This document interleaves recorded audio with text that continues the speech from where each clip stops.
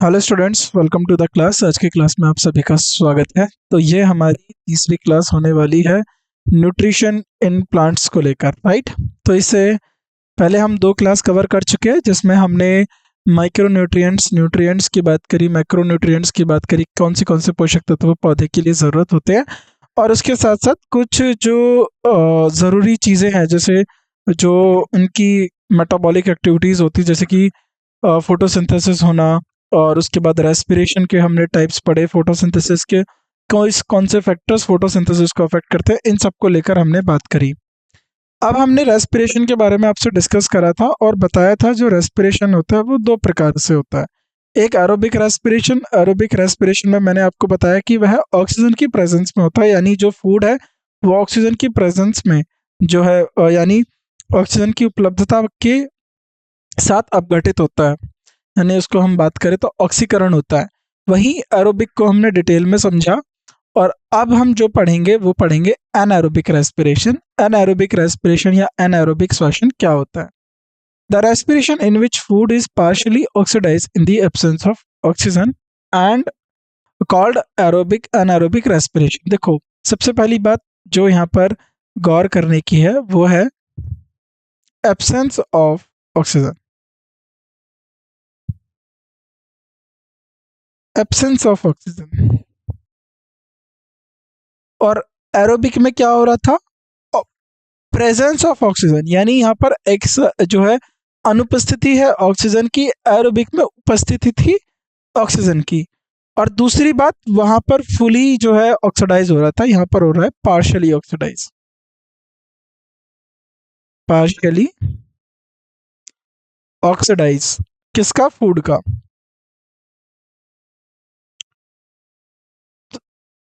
The respiration in which food is partially oxidise in absence of oxygen called anaerobic respiration, यानी जिस श्वसन में खाद्य का आंशिक ऑक्सीकरण या ऑक्सीजन की अनुपस्थिति में होता है उसे एनारोबिक श्वसन कहा जाता है। तो ये याद रखना। अब इसमें देखो, पार्शियली फूड ऑक्सीडाइज हो रहा है। अब उसमें क्या होगा कि जब अगर पार्शियली फूड ऑक्सीडाइज हो रहा है तो अब यहाँ पर सोचने वाली बात है या फिर समझने वाली बात है, इसमें इतना सोचना भी नहीं है कि जब फूड कम ऑक्सीडाइज होगा तो कम एनर्जी मिलेगी, तो इसमें हमें लेस एनर्जी मिलती है, लेस एनर्जी।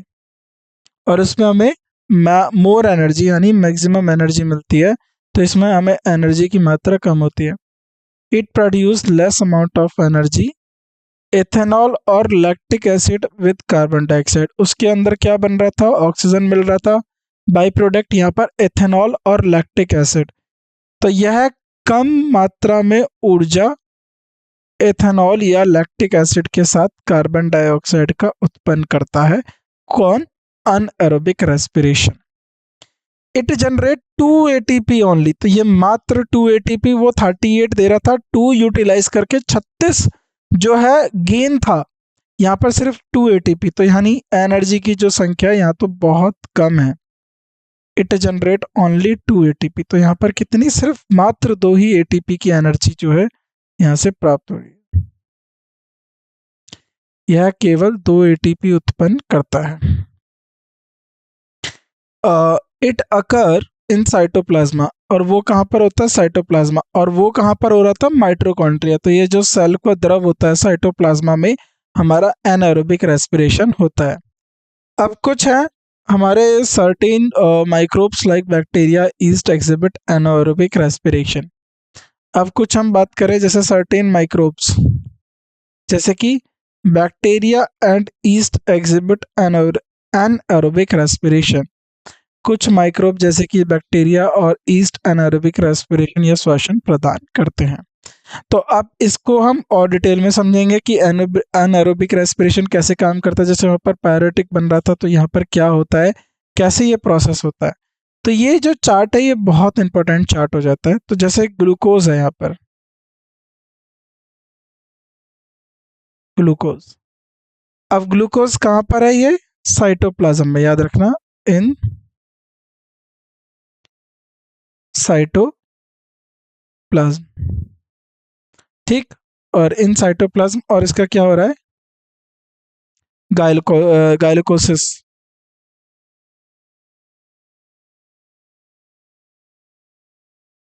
इन साइटोप्लाज्म। और क्या हो रहा है इसका? ग्लाइकोलिसिस। ठीक। और ग्लूकोज से क्या बनेगा? पायरुवेट। क्या बनेगा ये? पायरुवेट।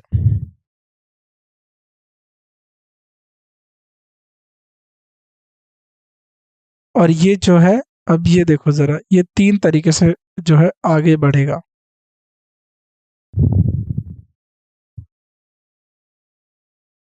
ये तीन तरीके से होगा। सबसे पहले होगा absence of oxygen.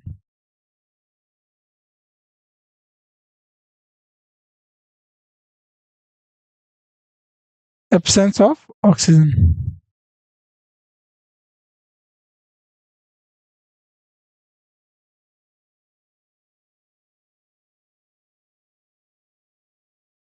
Absence of oxygen. दूसरा, प्रेजेंस ऑफ ऑक्सीजन।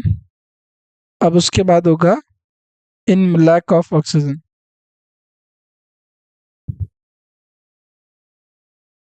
ठीक है, ये तीन तीन तरीके से होगा।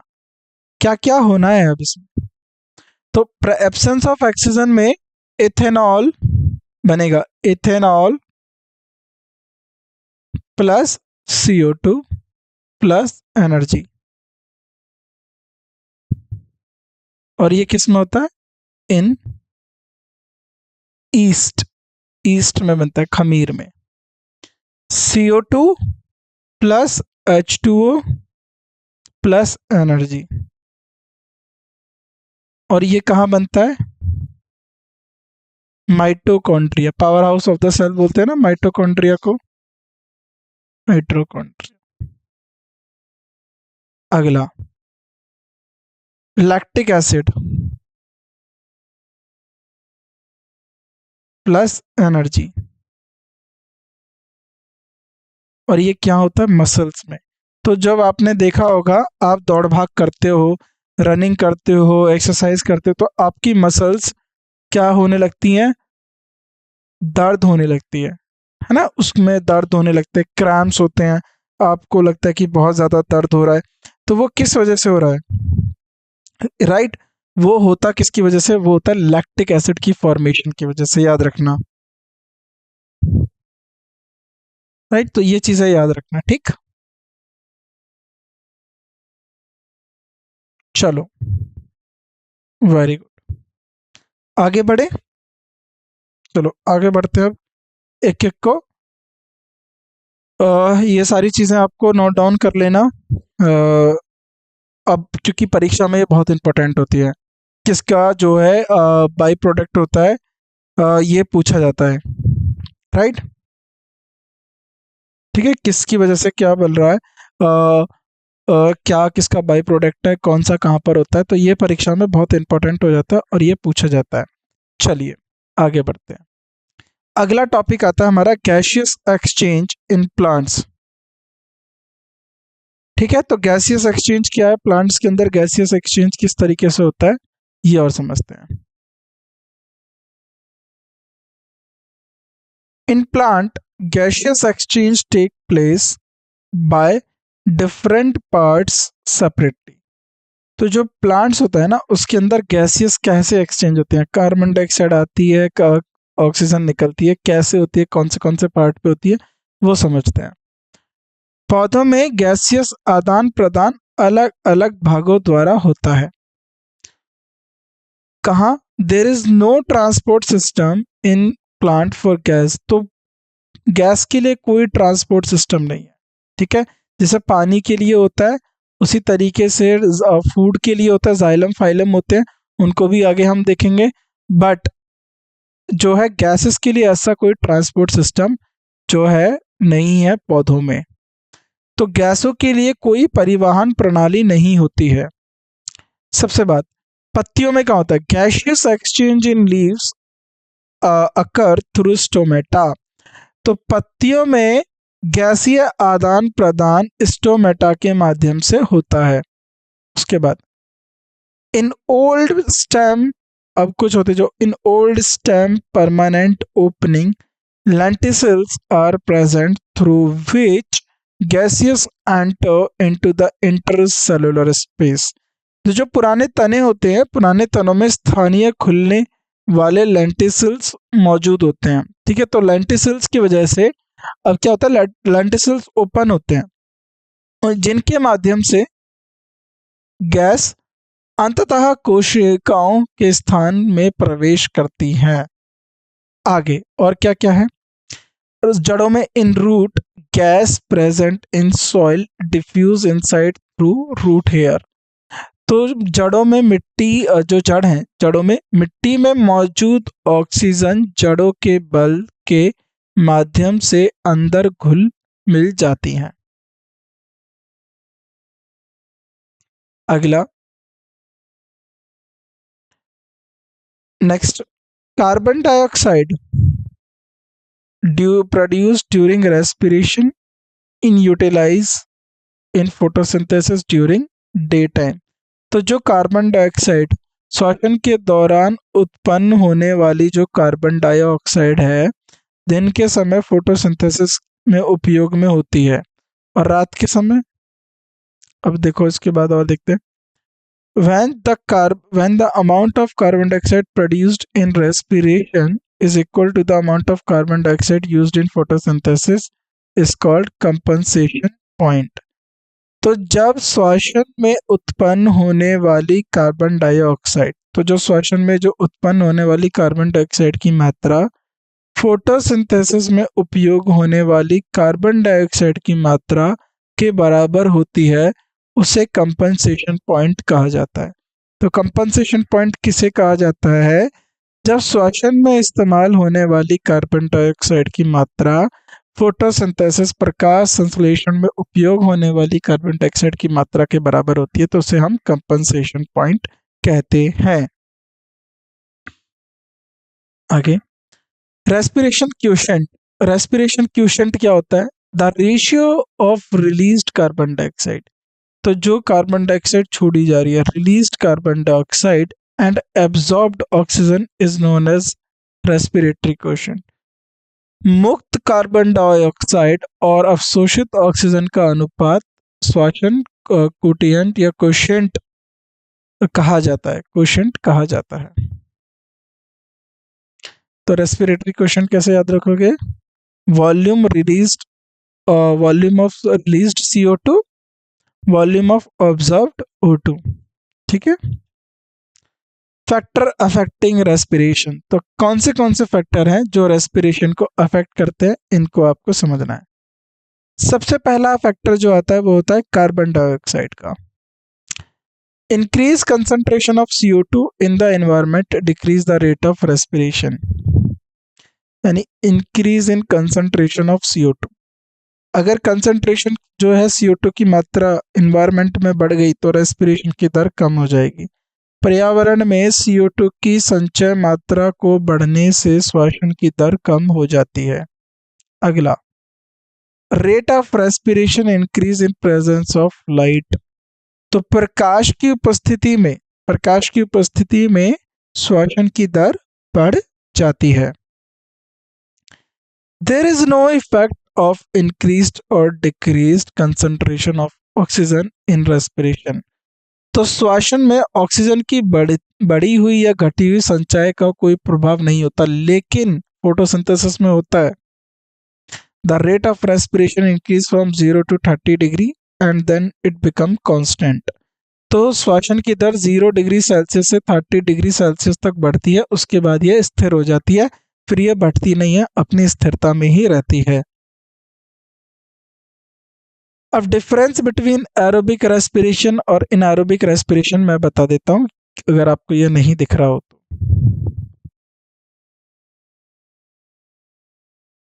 Aerobic respiration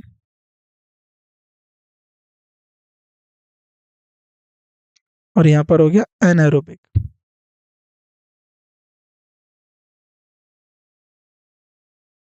respiration. ठीक,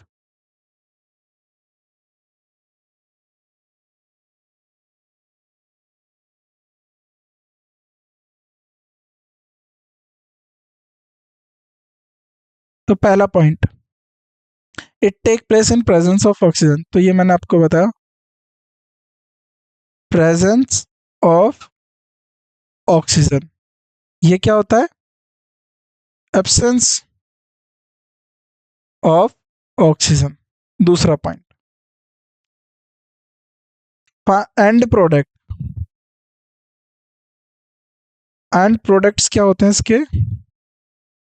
CO2, वाटर एंड एनर्जी। इसका एंड प्रोडक्ट क्या होता है? Alcohol, lactic acid, CO2 and energy. ठीक है, ये इसके एंड प्रोडक्ट हो गए। चलो, मोर अमाउंट ऑफ एनर्जी, ज्यादा ऊर्जा मिलती है, more amount of energy, less amount of energy.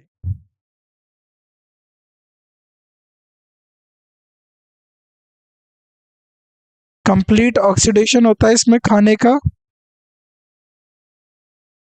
अच्छा, ये होता है, पहले प्लेस कहाँ होता है, साइट कहाँ होती है इसकी, साइट माइटोकॉन्ड्रिया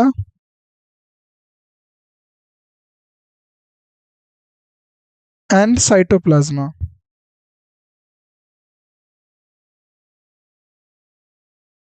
साइटोप्लाज्म, ये साइटोप्लाज्म, ये होता है only cytoplasm. Complete oxidation of food, तो याद रखेंगे नेक्स्ट पॉइंट।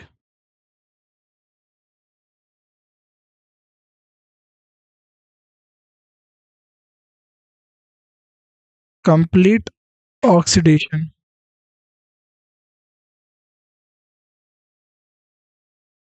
फूड, ये होता है पार्शियल ऑक्सीडेशन ऑफ फूड। ये कहाँ, ये होता है ऑर्गेनिजम्स में, और ये कहाँ होता है? Bacteria, east,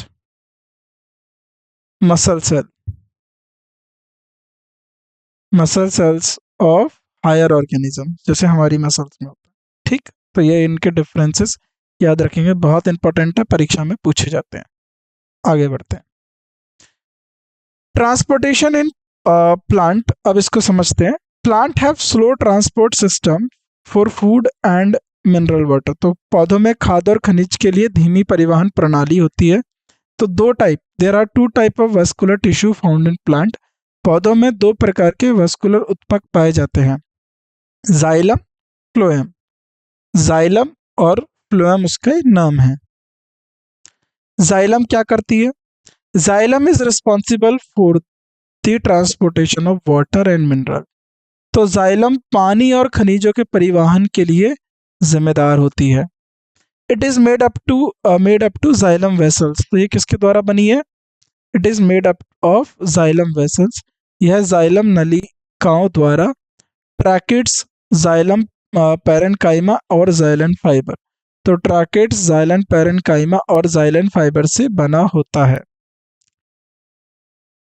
ट्रैकाइड्स and xylem vessels are conducting elements, तो जो ट्रैकिड्स और जाइलम नलिकाएं होती है संचालन तत्व होते हैं। The xylem form continuous tube in plant which run from roots to stem and up to veins of leaf, तो जो जाइलम होते हैं वो पौधों की एक निरंतर नलिकाएं बनाता है जो जड़ों से तने और पत्तियों तक की नसों में, जो है पत्तियों की नसों तक चलता है। ट्रांसपोर्टेशन पुल क्या होता है? ट्रांसपिरेशन पुल यानी वाष्पोत्सर्जन पुल का क्या होता है?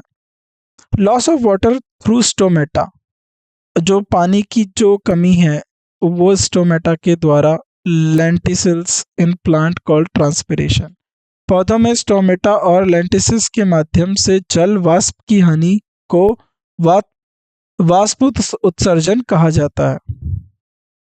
ट्रांसपिरेशन थ्रू स्टोमेटा, तो जो स्टोमेटा के थ्रू ट्रांसपिरेशन होता है, transpiration through stomata create vacuum which produce suction called transpiration pull. तो स्टोमेटा के माध्यम से वाष्पोत्सर्जन एक रिक्त स्थान बनाता है जो वाष्पोत्सर्जन पुल कहलाता है। Transpiration pools suck the water column from the xylem tubes, तो जो वाष्प उत्सर्जन पुल जाइलम नलिकाओं को जल स्तंभ को चूसता है। In this way water is able to raise up to a great height in tall plants, तो इस तरीके से पानी उच्च पौधों में बड़ी ऊंचाई तक पहुंचने में सक्षम होता है। तो वो जो पुश कर रहा है, जो उसको खींच रहा है, उसकी वजह से पानी ऊपर आ रहा है। Only 1-2% of water is utilised by plant absorb through root, तो केवल 1 से 2% तक का जल का उपयोग पौधों द्वारा किया जाता है जो जड़ के माध्यम से अवशोषित होता है। Water and minerals are absorb through by root and root hair from the soil, water is pushes into xylem by root pressure, तो जल और खनिजों को जड़ों के बालों के माध्यम से मिट्टी से अवशोषित होता है और जल को बड़े जड़ दबाव द्वारा जाइलम तक धकेला जाता है। अब आता है फाइलम। फाइलम क्या होता है? Phylum is responsible for transportation of food.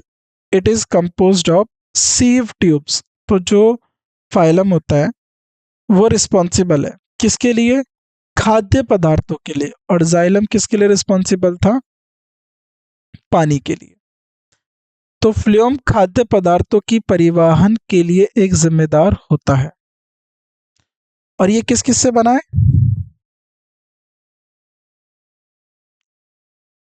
It is composed of sieve tubes, companion cell, phylum parenchyma and fibers. यह सीव ट्यूब साथी कोशिकाओं, फाइलम पैरेनकाइमा और फाइबर से मिलकर बना होता है। The phylum is conducting tissue for nutrients from the leaves to other parts of plant's body. Phylum एक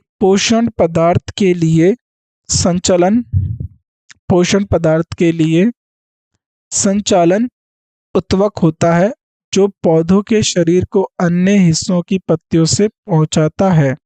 ठीक है, तो ये क्या होता है? ये कंडक्टिंग टिश्यू है, ये संचालन उत्तवक है और ये पत्तियों से जो न्यूट्रिएंट्स है वो जो पौधे के जो दूसरे हिस्से, जो दूसरे बॉडी पार्ट है, वहां तक पहुंचाता है। This is also known as translocation, take place in sieve tubes with the help of companion cell. इसी साथ कोशिकाओं की मदद से सीव ट्यूब में स्थानांतरण के रूप में जाना जाता है। Sugar is synthesised in leaves by the process of photosynthesis, तो ग्लूकोज द्वारा हो रहा है ना। शुगर जो है, शुगर इज सिंथेसाइज्ड, शुगर का संश्लेषण कि जो है वो पत्तियों में होता है। किस प्रक्रिया द्वारा? फोटोसिंथेसिस की प्रक्रिया के द्वारा। चीनी का संश्लेषण प्रकाश संश्लेषण की प्रक्रिया द्वारा पत्तियों में होता है, देखा जाता है। तो फ्लैम क्या करता है? फ्लैम फूड को ले जाने का कार्य करता है। Higher concentration of organic substance inside phloem cells of the leaves create diffusion gradient. अब मान लो जो हायर कंसंट्रेशन है ऑर्गेनिक सब्सटेंस की, हायर कंसंट्रेशन है ऑर्गेनिक सब्सटेंस की किसके अंदर? फ्लेम सेल के अंदर, लीव्स में, वह डिफ्यूजन ग्रेडियंट जो है वहां पर पैदा कर देते हैं, बना देते हैं। तो पत्तियों को फ्लेम कोशिकाओं के भीतर जैविक पदार्थ की उच्च संवाहन ढलान बनाती है। अब इसकी वजह से होता क्या है? Due to which more water is sucked into the cell, और इसकी वजह से, ग्रेडियंट की वजह से, जिसके कारण अधिक पानी जो है कोशिकाओं में चूसा जाता है। तो ये जो ग्रेडियंट बन गया है हायर कंसंट्रेशन की वजह से, इसकी वजह से जो सेल है उसके अंदर और पानी जो है खींचा जा सकता है, जो है प्राप्त किया जा सकता है। The soluble form of food can be transported upward, और जो खाद्य का घुलनशील रूप ऊपर ऊपर की तरफ खींच लिया जाता है, डाउनवर्ड और द अपवर्ड, डाउनवर्ड और the region where it is needed including root. तो यह ऊपर नीचे या जहाँ इसकी आवश्यकता हो सहित जड़ क्षेत्र में भी प्रवाहित किया जाता है। तो वहाँ पर जो खाद है उसको घुलनशील करके ये ऊंचाई पर भी, निचाई पर भी, टहनियों में, पत्तियों में, जड़ों में, जहाँ जहाँ इसकी जरूरत है वो हर जगह भेज देता है। Translocation is achieved by utilising energy from जो एटीपी। तो अब ये ट्रांसलोकेशन कैसे हो रहा है इस पे भी नजर डालिए। जो ये ट्रांसलोकेशन है इसको एटीपी के द्वारा जो ऊर्जा मिली है, एटीपी के रूप में जो ऊर्जा मिली है उसका इस्तेमाल करके जो ये स्थानांतरण हो रहा है, स्थानांतरण एटीपी की ऊर्जा का उपयोग करके प्राप्त किया जाता है। तो जाहिर सी बात है, जैसे हमारी बॉडी के टिश्यूज, सेल या पूरा बॉडी काम करता है, उसी तरीके से जो पेड़ है उनकी भी बॉडी काम करती है। उनकी भी बॉडी के लिए जो है एनर्जी चाहिए होती है। तो इस एनर्जी को बनाने का कार्य कौन कर रहा होता है? इस एनर्जी को बनाने का कार्य जो है प्लांट कर रहा होता है, और प्लांट में वो एनर्जी एटीपी के रूप में स्टोर होती है। तो उस एटीपी के को इस्तेमाल करके स्थानांतरण का जो है इस्तेमाल किया जाता है। It provide osmotic pressure required for upward and downward movement of food.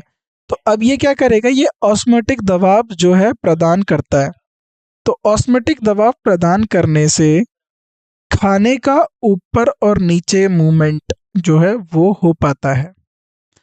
तो यह खाद्य के ऊपरी और निचली गति के लिए आवश्यक ऑस्मोटिक दबाव प्रदान करता है। ठीक, तो आपने यहाँ पर समझा जाइलम। देखो, तो यहाँ पर जो है जाइलम, ये फ्लोएम है, फ्लोएम के बाद जाइलम जो होता है ये पानी के लिए, याद रखना, जाइलम पानी और मिनरल, और वहीं जो फोलियम होता है ये किसके लिए होता है?